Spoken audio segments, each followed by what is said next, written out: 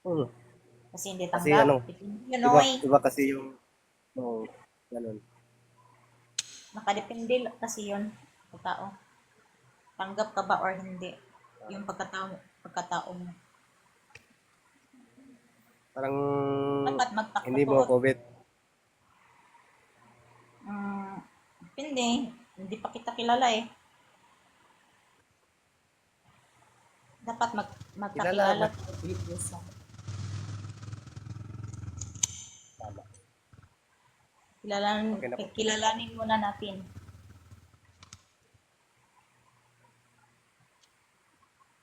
Opo. Okay.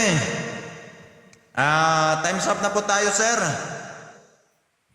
Natapos na po yung dalawa nating minuto na binigay ko sa inyong dalawa. Ni Miss MJ na mag-usap-usap kayong dalawa, sir. Malalaman natin sa